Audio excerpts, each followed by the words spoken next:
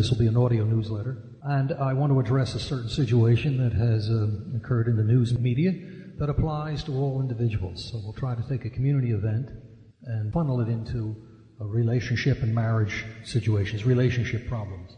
This has to do with Governor Mark Sanford. Mark Sanford was the governor of Carolina States. And for 5 days he was found missing.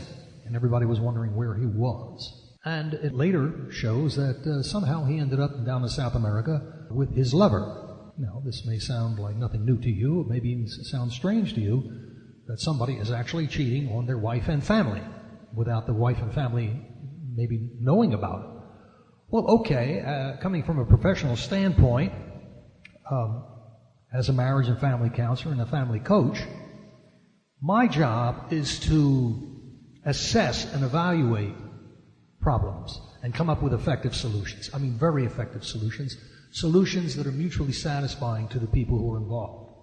Number one, we have a marriage problem. Mark Sanford and his family and his marriage have a marriage problem. He attempted to solve this problem by going outside of the marriage and having an extramarital affair.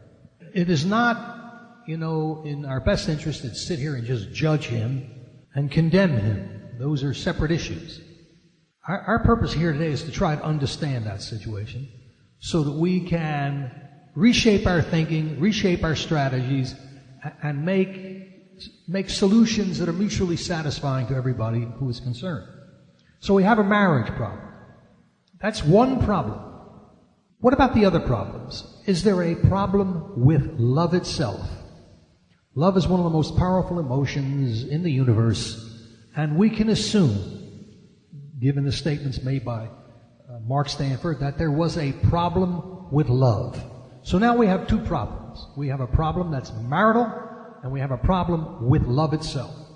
His solution was to go outside the marriage and have an extramarital affair. Now we have a third problem. It's called infidelity, cheating. That was his solution. He was seeking some kind of relationship, some kind of pleasure outside of the marriage. We can probably guess that he was not getting certain needs met within the marriage. In all probability, his wife wasn't getting her needs met either. So the marital problem, it contributes to other problems. First of all, you got to ask the question, do you solve a marital problem by going outside the marriage? Yes, in a certain way. When you go to a counselor, a professional who will help you get back into the marriage and fall back in love again with your partner. Now, can you follow me on this? If you go outside the marriage to try to solve a problem, it's appropriate to go to a marriage counselor. And preferably you want both parties involved, husband and wife. What Mark Sanford did is he chose to use the strategy of seeking out an extramarital affair, another woman. So he created a triangle. And once you create this triangle, you've established the fact that the triangle, at least parts of the triangle, are unstable. There's an emotional issue there. So now you have a cheating, infidelity, indiscretion, secretive affairs, lying, cheating. All right, so now you got to address yourself to that problem. But he left his job. For 5 days he was gone. Now we got a work problem. There are people, other people, besides the governor, the governor's wife, and the governor's paramour. There are people in his organization who are affected by his abdication for 5 days. You may want to assume there was a power vacuum, but there's never really a power vacuum because there'll always be other people who will fill that position. We live in a very competitive world, a power-oriented world. Okay, second problem. Now he comes back and he's contrite.